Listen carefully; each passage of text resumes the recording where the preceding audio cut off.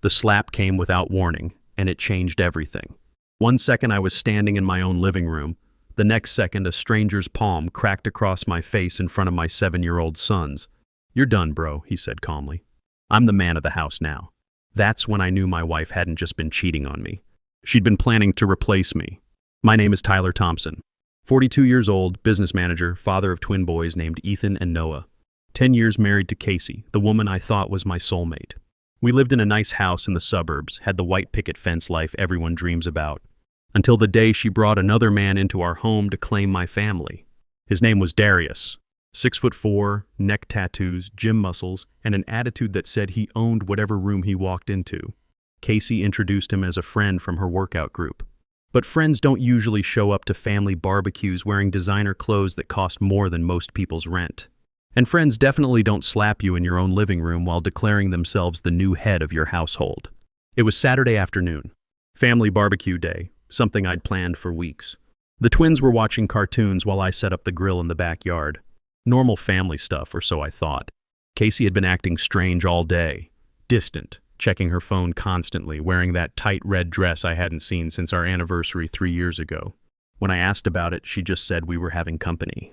The doorbell rang at exactly 2 p.m. I opened it to find Darius standing there like he owned the place.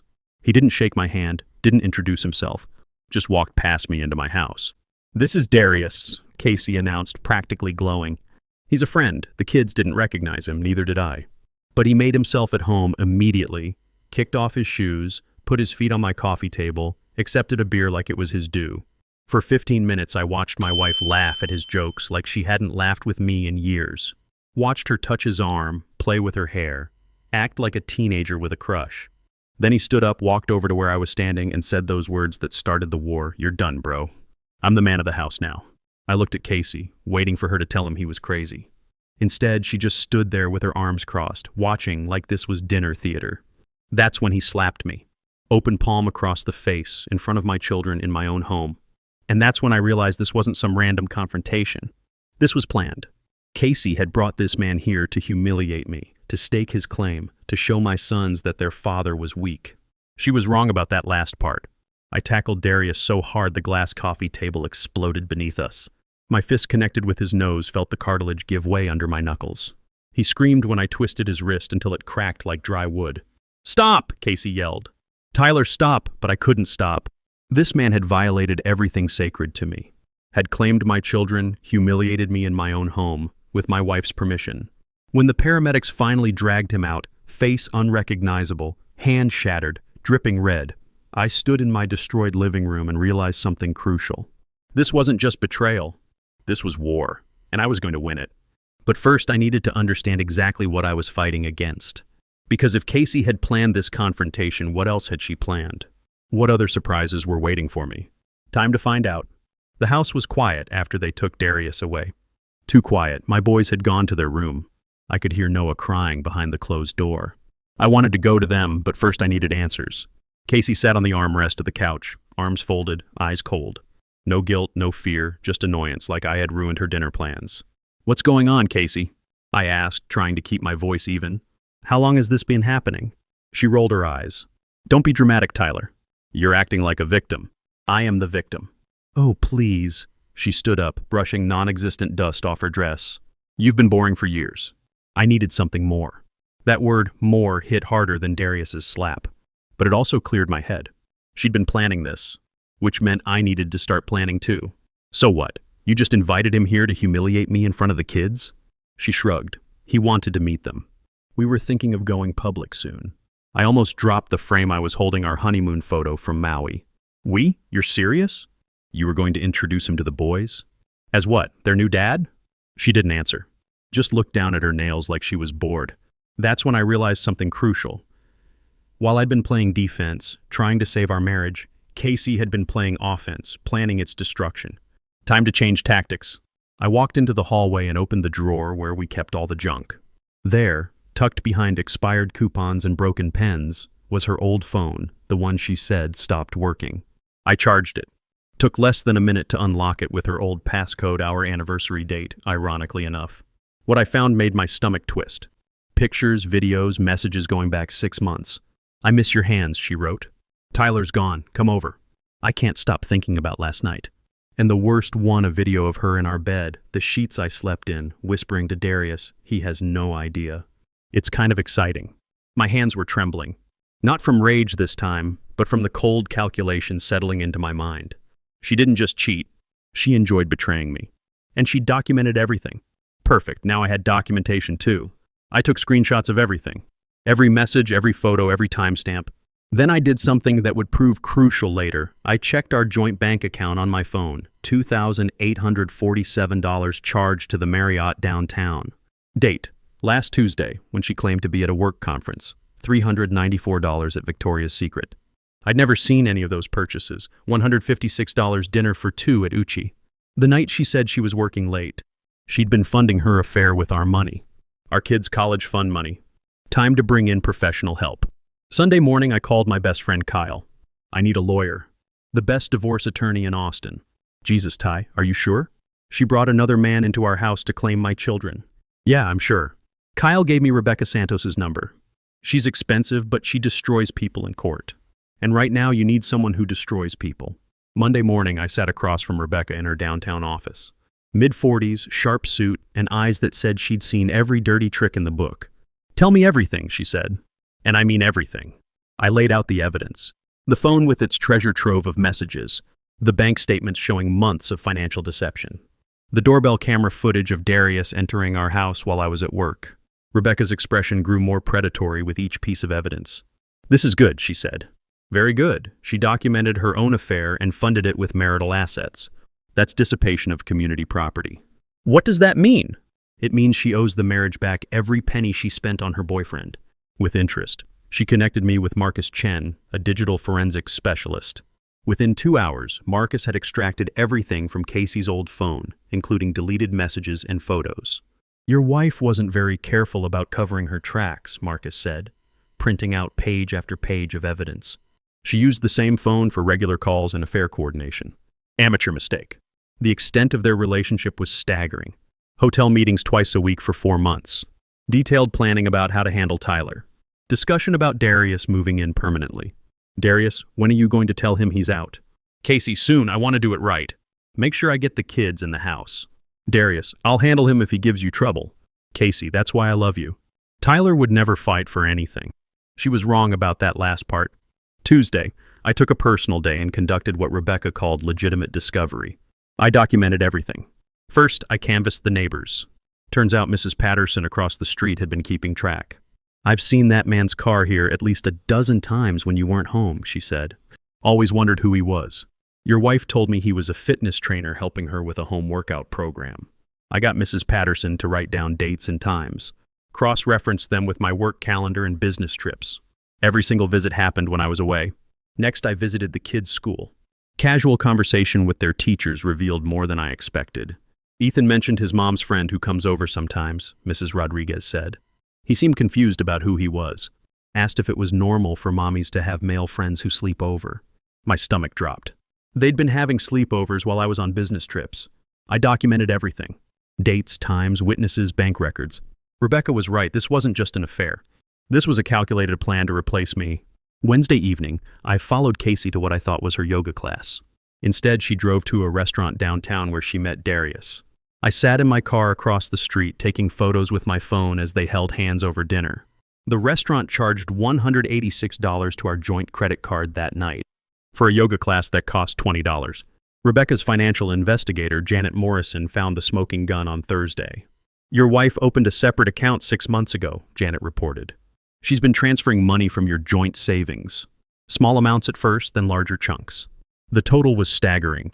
$15,000 moved without my knowledge. Where did it go? Hotel stays, expensive dinners, shopping sprees, and a vacation to Mexico you apparently didn't know about.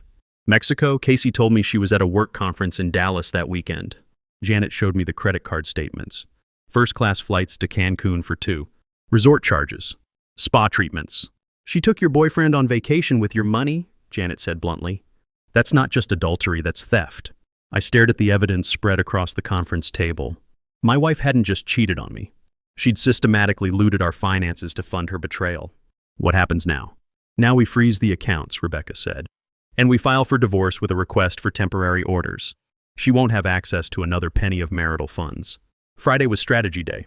Rebecca, Janet, Marcus, and I spent 4 hours preparing what Rebecca called an overwhelming offensive. The key to winning custody battles, Rebecca explained, is controlling the narrative from day one. She's going to claim you're violent and unstable because of the incident with Darius.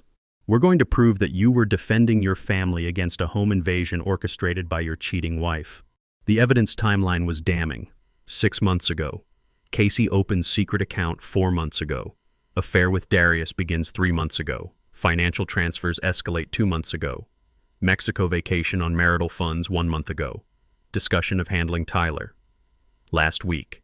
Darius enters house to stake claim. This shows premeditation, Rebecca said. She didn't just have an affair, she planned the destruction of your marriage and the theft of your assets. Marcus had enhanced the doorbell camera footage, showing Darius entering the house multiple times when I wasn't home. Timestamps proved the overnight visits. Janet compiled financial records showing $23,000 total dissipated on the affair: hotels, dinners, gifts, travel, and cash withdrawals.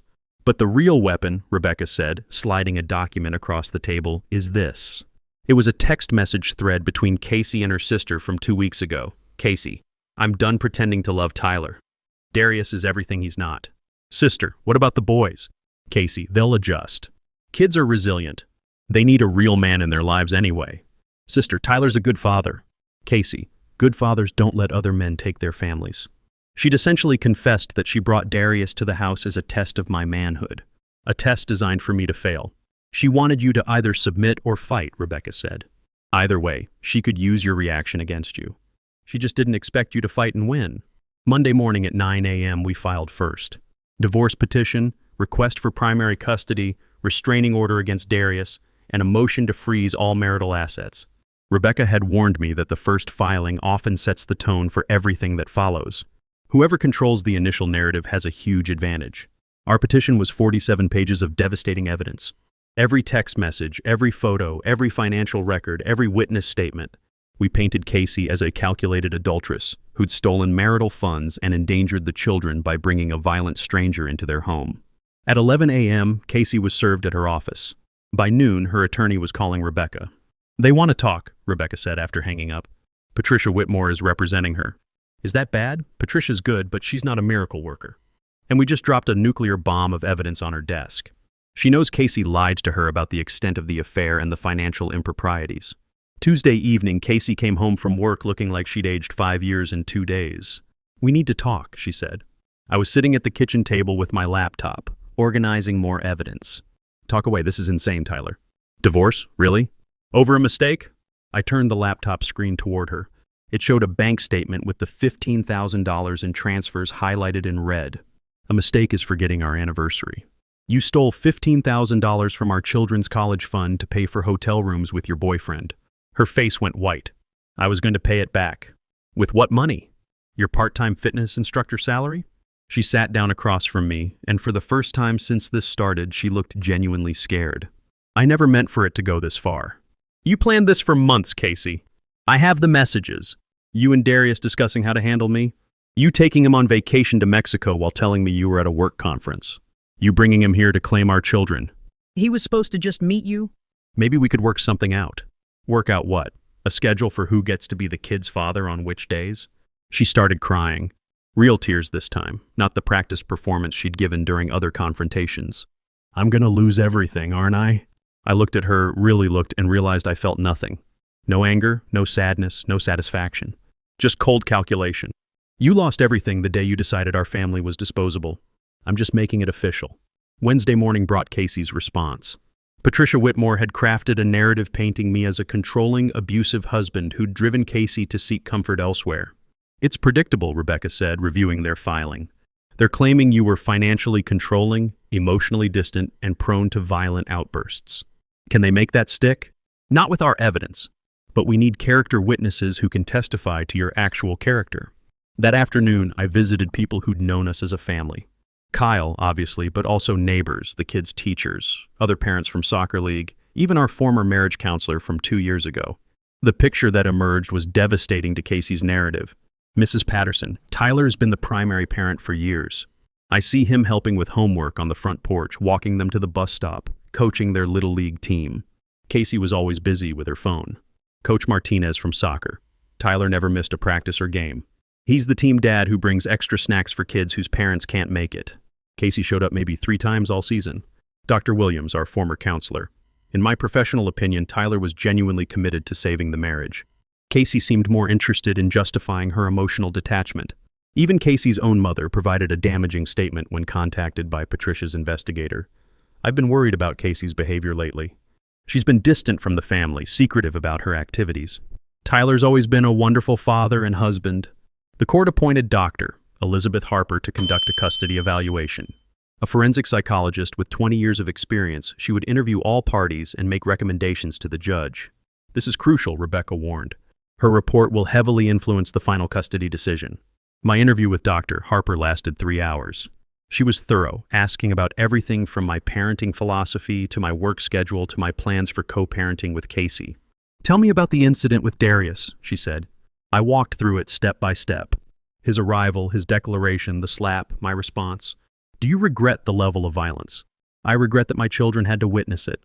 But I don't regret defending my family against a man who came into our home and claimed my children." "What would you have done if he hadn't hit you?" "Asked him to leave. Called the police if he refused." "But Dr. Harper, he didn't just make a declaration, he physically assaulted me in front of my 7-year-old sons." She made notes throughout. When the boys' interview came, I wasn't allowed in the room, but I could see them through the observation window. They played with toys while answering her questions, looking relaxed and comfortable. Casey's interview lasted only 90 minutes. I wasn't privy to what was said, but her lawyer looked grim when it ended. 2 weeks later, Dr. Harper's report arrived. 23 pages of detailed analysis that essentially eviscerated Casey's fitness as a parent. Key excerpts. Mr. Thompson demonstrates appropriate protective instincts and consistently prioritizes the children's well-being over his own comfort. Mrs. Thompson shows concerning lack of insight into how her behavior has affected the children and continues to minimize the impact of her choices. Both children expressed strong preference for maintaining their current living arrangement with their father. The children showed signs of anxiety when discussing potential changes to their routine or living situation. The recommendation was clear: primary custody to me, supervised visitation for Casey until she completed psychological counseling and demonstrated stability. But building a case is one thing. Living through the destruction of everything you believed in is another. I didn't sleep that night after finding the evidence on her phone. I lay in the guest room, staring at the ceiling, listening to the silence that used to be filled with Casey's soft breathing. Now it was just me and the weight pressing down on my chest. It felt like someone had ripped out my insides and left the shell behind to rot in slow motion. At around 3 a.m., I went into the kitchen and sat in the dark. I pulled out my phone and opened the family album. There were pictures of the boys at the beach, Casey kissing me on my birthday, her dancing in the kitchen with flour on her nose while we made cookies. That woman, she wasn't real. She was a mask, a con artist who played the role until the curtain dropped. I scrolled further back. There was a picture of me holding Ethan for the first time in the hospital. I looked terrified, proud, full of purpose. I remembered that moment, promising myself that no matter what happened in life, I would protect him and Noah. But how do you protect your children from their own mother? The next morning, I made them breakfast. Pancakes with chocolate chips, Noah's favorite. He barely touched them. "Is Mommy okay?" Ethan asked, chewing slowly. I looked him in the eyes and forced a smile I didn't feel. "She's okay, buddy. She just needs some time." He nodded, but I saw the confusion in his eyes. I knew what it meant. Kids feel the tension even when we try to hide it. He heard things, saw things. That slap, that moment, it changed everything for them too. Later that day, I called my best friend Kyle. He'd known me since college, been the best man at our wedding. When I told him everything, he went dead silent. "She cheated on you in your own house?" he asked. "Yeah." "And the guy hit you in front of your kids?" "Yeah, Jesus, man." He sighed. "That's evil." "You okay?" "Number, not even close." We sat on the phone in silence for a few seconds. Then he said something that hit me hard. "You loved her more than yourself, Ty. That's why it hurts this bad. You forgot that you're allowed to draw the line." I hadn't realized how true that was. For years, I had excused her mood swings, her distant behavior, the cold shoulder. I chalked it up to stress, kids, work, hormones, anything but the truth. I kept thinking if I just loved her more, gave her more, she'd come back to me. But you can't love someone out of being a traitor. The first week without her felt like learning to breathe again. Every room in the house echoed with a silence that used to be filled with her presence. Her perfume still clung to the curtains. Her shoes were gone from the hallway, but the dents they left in the carpet remained like ghosts that refused to leave. But slowly, painfully, I started putting things back together. I changed the locks. Not out of pettiness, but for peace. The door she once walked through like a queen no longer opened for traitors. I painted the walls in the hallway just to cover the memory of where she used to lean and text him while pretending to scroll Instagram. I rearranged the bedroom, flipped the mattress, burned the sheets. I didn't want a single thread on that bed to carry the sin of betrayal. It wasn't anger anymore. It was cleansing. The boys started adjusting. They asked less about her each day. Ethan stopped waiting at the window around dinner time. Noah didn't cry when she missed another weekend call. And she did miss them 3 calls in a row. Always an excuse. I was busy, bad reception. I'll make it up to them. She never did. I started seeing a therapist. A man named Dr. Gray, former Marine, quiet voice, sharp mind. He didn't speak in riddles. He listened, then told me the truth whether I liked it or not. She didn't betray you because of something you lacked, he told me during our second session. She betrayed you because of something broken inside her. People like that feed off chaos. You were just the meal she chose. That hit hard. Not just because it was true, but because I had blamed myself for so long. Maybe if I'd been more romantic. Maybe if I'd made more money. Maybe if I had noticed sooner. But the truth was, some people ruin good things just to prove they can. It happened on a Wednesday, 3 weeks after the custody ruling. I was in the middle of getting the boys ready for school. Ethan couldn't find his other sneaker, and Noah had spilled orange juice all over the counter. We were running late as usual, and the chaos was loud but honest, real, and ours. Then the doorbell rang. I opened it, and there she was, Casey, standing there like she hadn't detonated our lives just weeks ago, wearing a beige coat over her favorite blue dress, the one she wore the night I proposed. Hair curled, makeup flawless, like she'd rehearsed this moment in the mirror 100 times. "Tyler," she said softly, her eyes glossy with fake regret. "Can we talk?" The boys peeked around the corner. Noah whispered, "Mommy." She smiled at them. That same smile she used to fake her way through 1,000 lies. "Hi, babies. I missed you." I held the door halfway open. "What do you want, Casey?" She gave me the look, the one she used when she knew she was in trouble and needed to spin the script. "Just a few minutes, please." I told the boys to finish getting ready and stepped outside with her, pulling the door shut behind me. She folded her arms and lowered her voice. "I messed up, I know I did." I stared at her. "Took you long enough." "I thought I knew what I wanted," she said, her voice cracking just enough to seem real. I thought Darius was different. He made me feel alive, and I confused it with love. I didn't say a word. Let her keep digging. But he's gone, and I've had time to think. "You're a good man, Tyler. A great father. I want to come back." There it was, the return. I almost laughed. "You think this is a movie?" I said quietly. "You cheat, humiliate me in front of our kids. Almost tear this family apart. And now, because your boy toy ran off, you just walk back in and pick up where you left off?" Her face hardened. "I didn't expect forgiveness. I just want a second chance. For the boys. At least for them," I repeated. "You left them, missed every call, skipped visits. Do you even know what Noah said last week? He asked me if you were dead, because that made more sense to him than a mother who just disappears." Tears welled in her eyes, but I didn't flinch. I was past that. "I'll fight for custody," she said, voice trembling. "You know I will." "Then fight," I said. "But you better bring more than a fancy dress and crocodile tears, because I've got everything. The messages, the videos, the hospital report. You lost the right to call the shots the day you let him put his hands on me in front of our sons." She looked like she'd been slapped. "I never stopped loving you," she whispered. That was the last straw. I stepped closer, looked her dead in the eyes. "You love the idea of me, Casey.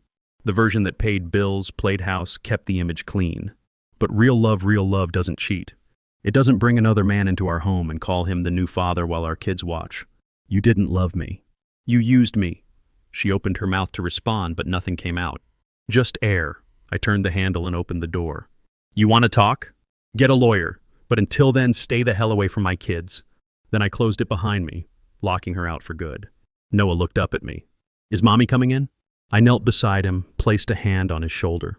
"No, buddy. Mommy has to figure some things out. But I'm here and I'm not going anywhere." "Promise?" "Promise."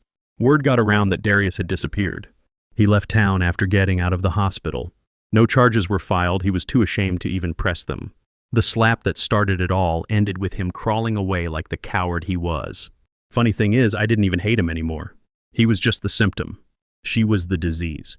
That night, I found myself doing something I hadn't done in months. I laughed. Not because something was funny, but because the weight was finally starting to lift. I was still standing, still breathing, still fighting for my boys. And I realized something else too. The worst day of my life, the day I got slapped in front of my kids and humiliated by the woman I loved, was also the day I got free. Because when someone shows you who they really are and you finally believe them, that's the first step toward healing. I wasn't healed yet, but I wasn't broken anymore either. I was rebuilding brick by brick. And this time, I'd make damn sure the foundation was made of something that couldn't be faked. You don't come out of something like that the same, man. You either break apart or you break open.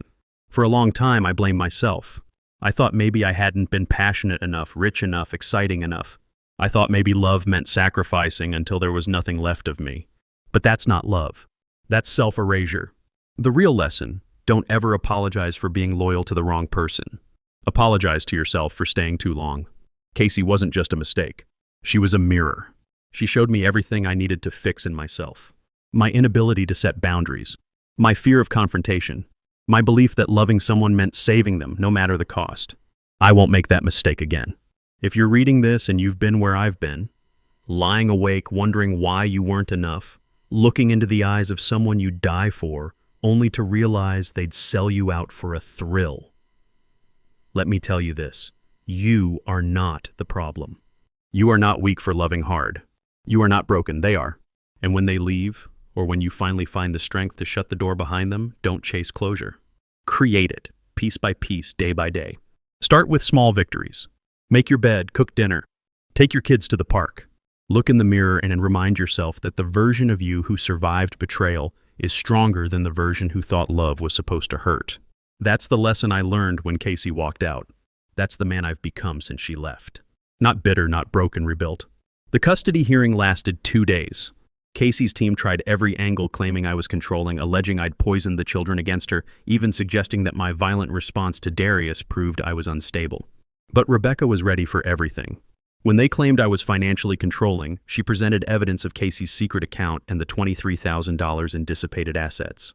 When they suggested I was emotionally abusive, she called Kyle, Mrs. Patterson, and 3 other character witnesses who painted a picture of a devoted father and husband. When they claimed my response to Darius was excessive, she played the doorbell camera footage showing him entering our house multiple times without permission, followed by audio of his declaration that he was the man of the house now. The turning point came when Patricia tried to claim Casey was a victim of an abusive marriage. Rebecca stood up with the tablet and displayed Casey's text to her sister.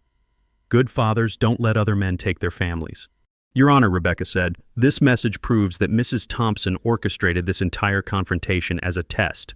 She brought another man into the family home specifically to challenge her husband's authority over his own children. Mr. Thompson didn't assault an innocent visitor. He defended his family against a home invasion planned by his wife. The judge's ruling was swift and decisive.